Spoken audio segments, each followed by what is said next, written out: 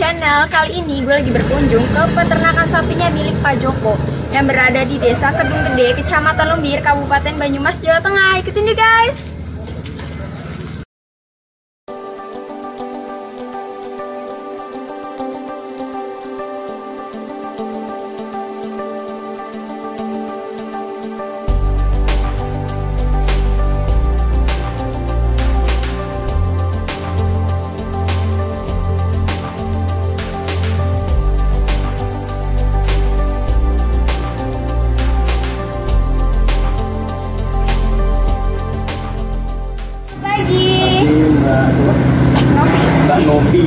Mbak Novi alias Kunjungan ini.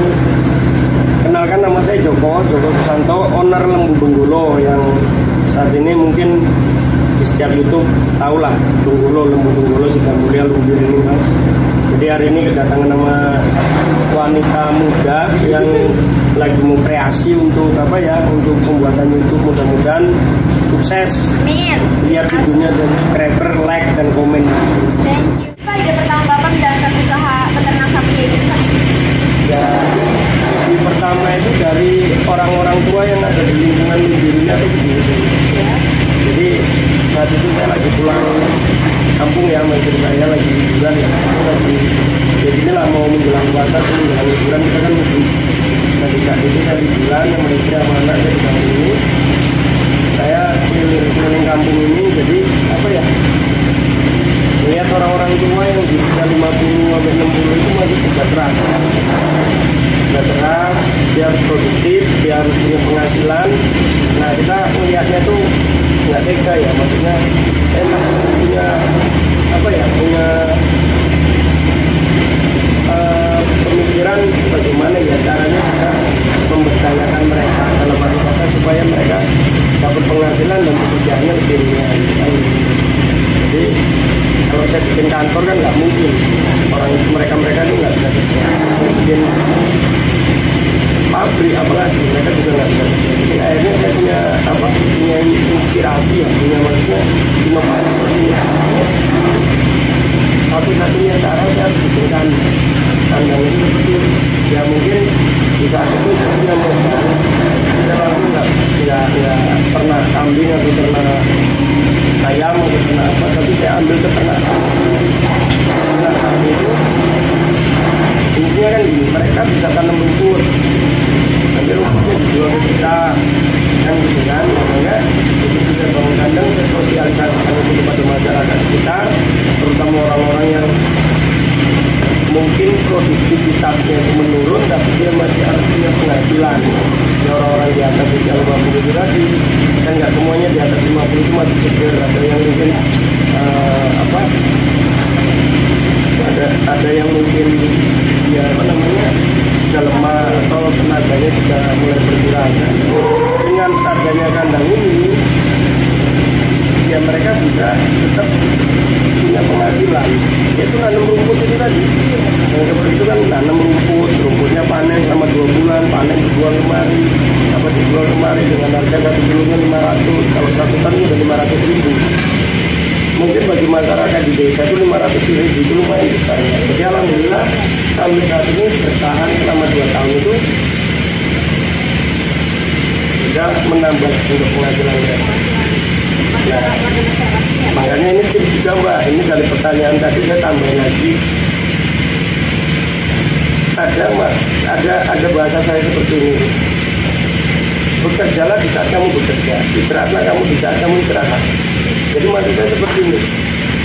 Jadi di saat kamu bekerja, kamu jangan istirahat. Di saat istirahat kamu jangan bekerja. Nah contohnya gini, di saat kita masih muda-muda seperti ini, mungkin mbaknya lah, kalau saya udah umur mungkin di usia muda itu kamu harus bekerja, keluarkan semua apa yang kamu ketahui, apa kemampuanmu itu keluarkan semua.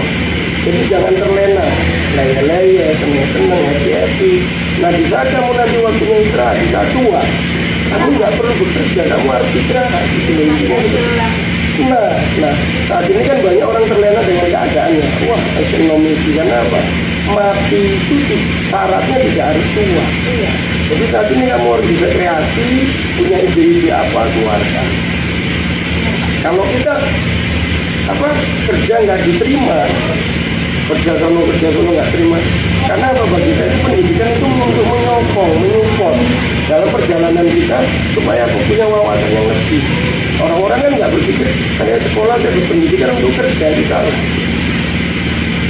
Jadi pesannya cuma aku, ciptakanlah usahamu untuk sekecil apapun usaha yang kamu ciptakan, wujudkan. Untuk apa? Untuk menggapai mimpimu. Jangan kamu selalu dipekerjakan untuk mewujudkan atau menggapai mimpinya orang lain. Itu makanya saat ini kerja keras. Jam itu jangan dianggap, oh ini waktunya malam itu. Selama kamu masih bisa ada kesempatan, ambil itu pekerjaan, ambil itu usaha kecil apapun usaha. Ya Pak, saya bingung mau usaha apa, nggak punya modal. Saya pernah dengar omongan seperti itu. Dengkul kamu saya bayar 500 juta, satu dengkul. Berarti kan kalau 2 dengkul udah 1 M. Berarti dengan 2 dengkul aja kita udah punya modal 1 M.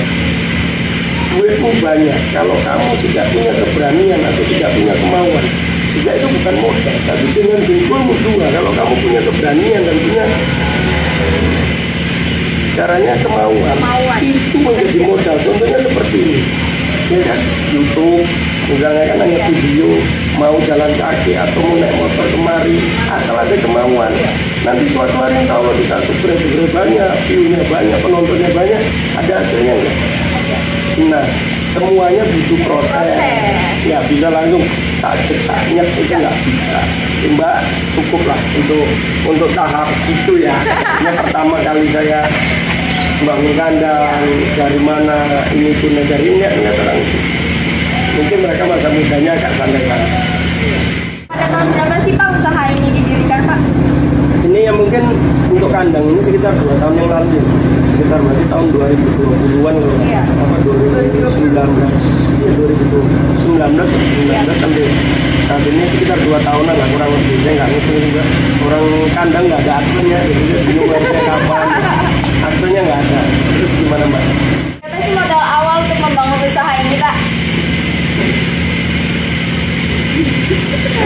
Saya kalau ditanya modal awal itu saya bingung jawabnya. Yang pertama, saya nggak punya modal, saya punya keberanian. Oke, saya punya modal, bukan berarti saya nggak punya modal modal uang itu ada, tapi sedikit. Nah, tapi dengan kemauan dan keberanian saya ini bisa menjadi seperti ini. Makanya saya udah bercabang-cabangnya yang lain. Kenapa? Kita kalau dibilang berapa sih modal awal, nah itu orang salah. Jadi dia hanya punya duit 1M, 2M terus dimodalkan ke kandangnya, atau 1M, 2M dibuatkan beli installasinya, itu nggak bisa. Bagi saya itu akan habis. Tapi di saat dia punya duit 1M, 2M, udah biarkan aja, ambil sedikit, mainkan, perlahankan.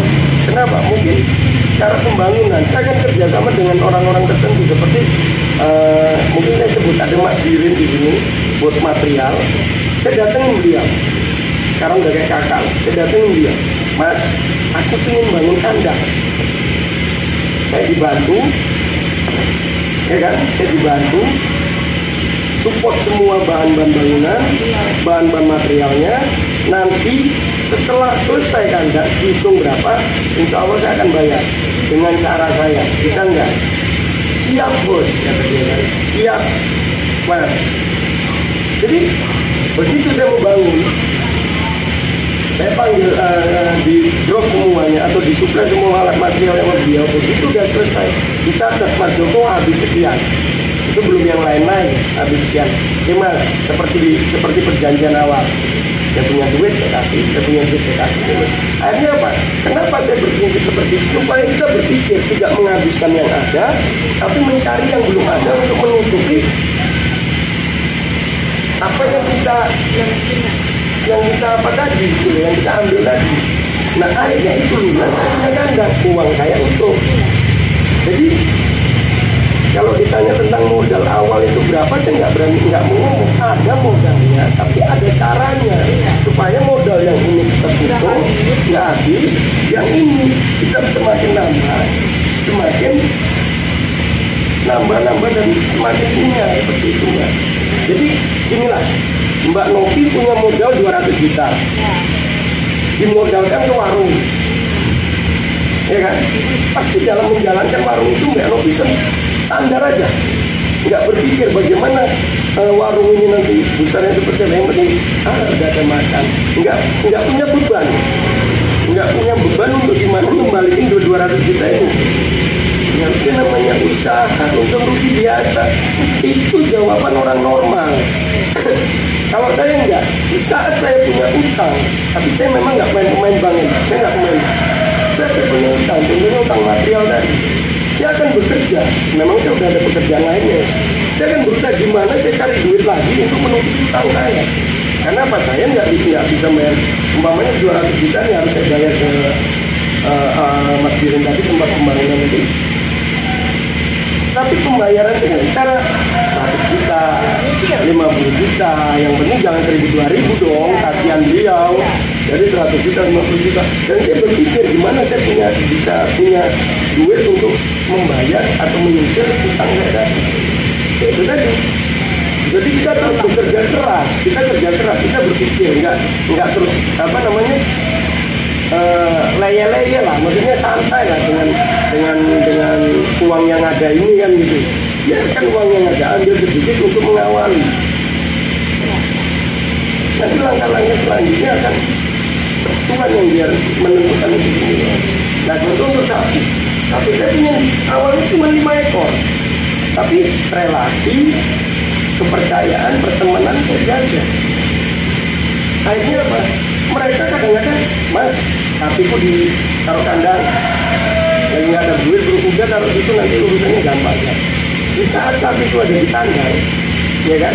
Kita juga berpikir untuk mencari duit gimana beli sapi ini. Akhirnya apa? Saya dapat duit, saya bayar untuk sapi. Akhirnya sekarang ini ya sapi.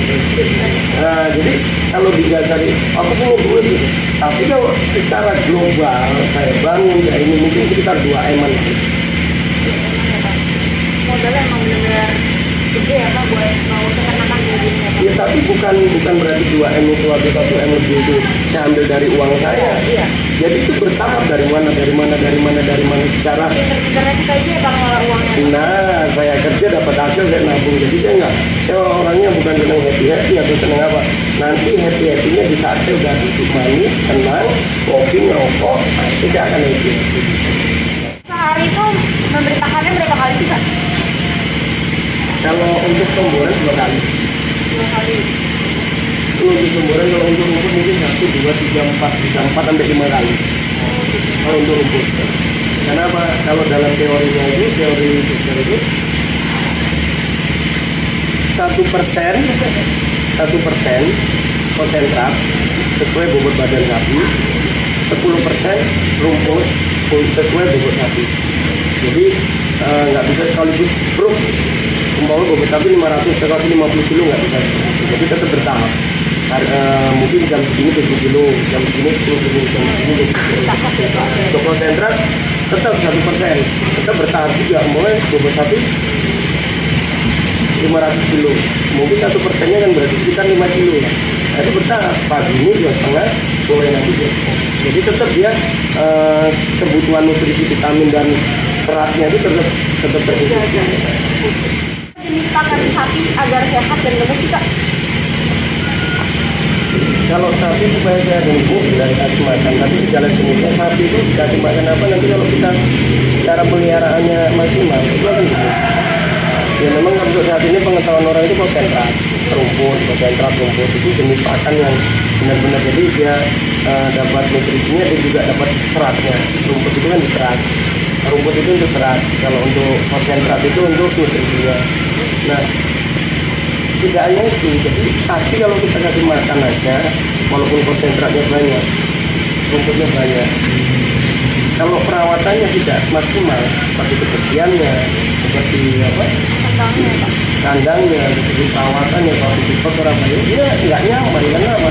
Intinya makhluk hidup itu rata-rata nyaman. Kalau orang nyaman pasti seger, subur. Ya kan kayak saya. Bapak saking subur ya, Mas saking nyamannya. Jadi ini seperti jadi jangan hanya makan yang diperhatikan, juga kenyamanan, ketenangan, kebersihan, dan lain-lain juga harus diperhatikan. Kalau makan itu ya harus standarkan aja, sama aja, makan semua sapi itu sama aja. Yang penting nutrisinya, proteinnya, seratnya itu dijaga aja. Kita sapi dijual kan bisa dijual lah ya. Kalau umur sih, umur itu nggak prioritas untuk saya dijual, kecuali saya breeding sendiri. Breeding sendiri itu berarti peranakan sendiri ya. Nah itu setelah lepas itu saya lepas. Jadi dia udah di sapi ya. Nah itu udah bisa jual. Karena apa, kalau belum sapi kasihan, karena pertumbuhan sapi itu akan nggak maksimal. Kalau untuk yang lain seperti ini mungkin tergantung, ada yang begitu jual. Kecuali peranakan ya. Kalau peranakan sendiri mungkin setelah lepas itu baru bisa jual. Tapi kalau seandainya saya beli seperti ini, nah mungkin ada yang cocok saya jual. Dan ada prinsip orang bertani itu, dia itu menjual itu 3 bulan setelah pembelian atau 4 bulan setelah pembelian, atau dia musim-musiman, Lebaran Idul Fitri atau sampai Lebaran Idul Adha ada. Jadi kalau saya sih nggak penjual musiman ya. Jadi saya bebas saja, selama saat ini laku dan ada untungnya saya jual. Ini seperti itu. Peran sapi di sini udah mendapatkan prestasi apa aja nih Pak? Memang saya pelihara sapi itu Mbak ya. Pelihara sapi itu ada beberapa golongan. Ada untuk peranakan, ada untuk pedaging, dan juga untuk kontes. Alhamdulillah saya kemarin waktu ada event di Jember ya. Di Jember itu ada event nasional APPSI, Asosiasi Pengembangan dan Peternakan Sapi Indonesia. Insya Allah itu bisa berkembang pesat dan selalu jaya APPSI. Itu saya bawa 2 ekor dan dua-duanya juara, walaupun juara 2. Tapi alhamdulillah kita berangkat sampai ke Jember, bawa dua-duanya juara 2. Ini gitu, dan ada pialanya itu di sana, sertifikat dan pialanya. Keren. Apakah ada vaksin yang diberikan untuk sapi Pak? Untuk ketahanan tubuhnya Pak. Kadang-kadang sapi dari jauh datang stres, itu sehingga anti stres, sehingga anti makan. Nah ada vaksin untuk sendiri untuk apa? Untuk ketahanan tubuh di dalam sapi tersebut. Contohnya gitu, kamu divaksin COVID ya? Iya. Vaksin. Apa fungsi dari vaksin COVID? Daya tahan tubuhnya dan kuat Pak maksudnya? Nah, jadi vaksin COVID itu juga bukan untuk menghindarkan kita dari penyakit. Jadi seandainya penyakit itu masuk ke dalam tubuh kita punya ketahanan tubuh dibantu dengan vaksin tersebut. Bukan berarti kita nggak bisa kena, kita bisa kena. Nah, itu 50% lah ya Pak. Ya 50, 60, 70 iya. Minimal dia menahan lah, iya. Membantu menahan. Jadi untuk pengawal kita dalam menahan penyakit itu masuk ke dalam tubuh, sama seperti sapi. Tapi juga ada suntik seperti itu supaya apa? Di saat cuaca saat ini yang tidak stabil ya, tidak stabil. Kadang-kadang hujan panas. Nah itu kita kasih suntikan itu supaya apa? Tidak gampang pilek, batuk atau apa, paru-parunya terlalu ini ya, seperti itu. Jadi tetap harus ada itu. Nah, makanya saya di sini kan alhamdulillah saya ada beberapa teman itu yang membantu dokter dan 2 mantu. Jadi ada bagian itu seperti itu. Jadi harus ada vaksin itu harus ada. Untuk pemasaran sapi Bapak di sini udah kemana aja sih Pak? Berbagai daerah Mbak. Ada lokal, pasar, Jakarta, Semarang. Yang paling jauh Pak? Itu Jakarta. Jakarta udah ke Jakarta ya Pak? Iya. Kita ada beberapa sapi yang udah berangkat ke Jakarta. Jadi global aja pemasarannya di mana aja maksudnya. Jadi prinsipnya saya tuh saya dia ada kandang, orang datang, kemudian yang penting apa ya? Cocok angkut. Seperti ini ada orang Jakarta mengangkut sapi kita, ada beberapa ekor. Insya Allah kalau cocok aja ya. Bagaimana sih Pak memilih sapi yang berkualitas baik menurut Bapak? Memang secara umumnya ya dari bibitnya, dilihat bibitnya bisa apa. Terus kedua postur kaki-kakinya yang seperti ini kan kaki-kakinya itu lurus, ya kan? Posturnya ini, terus apa banyak lah ciri-ciri itu yang nggak semuanya sapi itu seperti itu. Ada mungkin lihat orang dari kepalanya, ada orang lihat dari punggungnya, orang bisa lihat dari kakinya. Jadi setiap peternak dia dalam menilai sapi. Kalau saya sih yang lihat dari kaki, kakinya lurus, bagus, nggak bengkok. Karena apa? Kita kalau dia besar, kakinya besar, lurus, mau kita ajar pakan, dia memaksimalkan untuk bobotnya. Nah, intinya seperti itu. Ada mungkin orang lihatnya dari kepalanya, dari kaki lain. Jadi kalau saya intinya dari kaki, lihat kaki besar, lurus, ya. Karena kaki itu kan fondasi.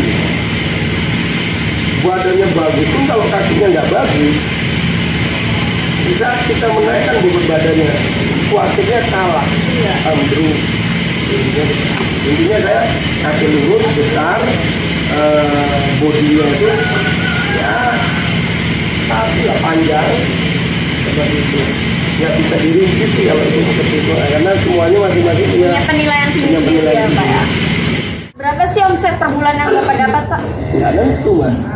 Jadi nggak bisa, saya tuh nggak tahu kalau orang lainnya, karena kalau saya berprinsip itu usaha itu jangan terlalu, ya memang semua itu mikirin untung, tapi jangan terlalu fokus ke untung. Karena apa? Kalau kita usahanya benar itu untung, kalau kita mikir untung bisa jadi usaha itu malah nggak berjalan.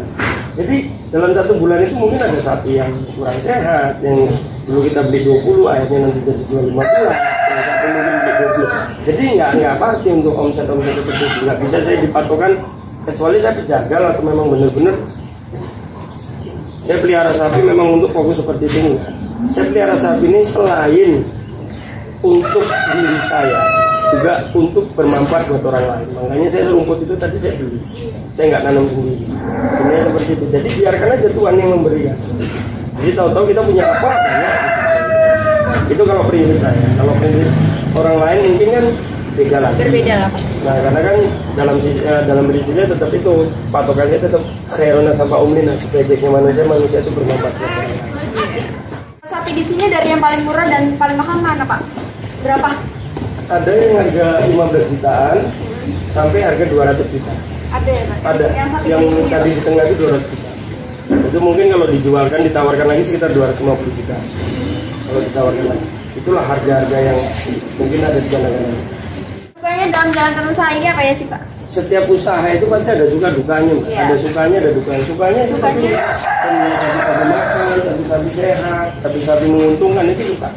Dukanya di sana nanti ada sapi sakit, atau di saat saya harus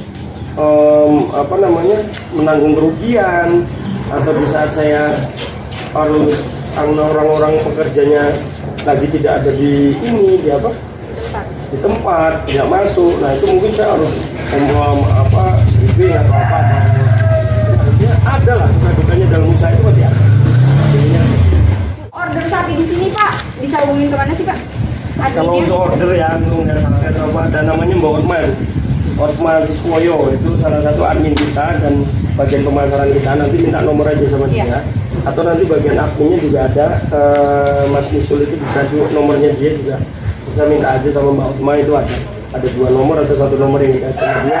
Nanti dia bisa ngondisiin lah, maksudnya bisa bisa koordinasi langsung sama saya. Intinya seperti banyak ya Pak untuk waktu dan penjelasannya. Sama-sama Mbak. Pak, ada kesan-pesannya nggak sih Pak buat petani di Banyumas nih Pak, yang berusaha peternakan sapi kayak Bapak gini? Pesan dan pesan ya. Untuk khususnya Banyumas dan umumnya Indonesia. Jadi beternaklah semaksimal mungkin, selalu punya ide kreatif dan inovasi sendiri dalam beternak.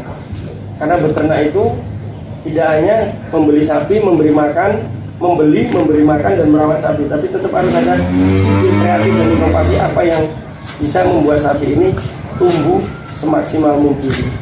Dan satu hal, jangan lupa ilmu kurang-kurang dan selalu bermanfaat buat orang lain. Ilmu kurang-kurang mungkin banyak tahu. Tidak, di saat kita punya hasil apapun yang kita punya untuk orang-orang yang memang membutuhkan, seperti anak yatim dan bermanfaat buat orang lain. Apapun jalannya, apapun jalan kehidupan kita, apapun yang kita punya, kalau kita tidak bermanfaat buat orang lain itu percuma. Jadi intinya, ya kan ada hadisnya juga, khairuna sampai umlina, sebaik-baiknya manusia itu bermanfaat buat orang lain. Dan tidak itu hanya itu aja, ada satu kata yang selama kita sudah bermanfaat, kita sudah memberikan sesuatu kepada orang lain, tapi orang lain itu tidak mau berubah juga, tinggalkan. Karena dalam kata-katanya seperti ini, jangan pernah menjadi obat untuk orang yang tidak mau sembuh. Salam sukses peternak Indonesia, peternak Banyumas sukses terus. Terima kasih banyak ya Pak untuk waktu dan penjelasannya. Mbak Novi, saya mau izin karena saya ada kerjaan yang lain, harus kontrol proyek yang lain. Terima kasih Mbak Novi sudah hadir di kandang kita. Mudah-mudahan channelnya selalu berkembang. Amin. Jangan lupa subscribe, like, dan komen yang positif. Yap. Jangan yang negatif, oke? Oke, bye. Assalamualaikum.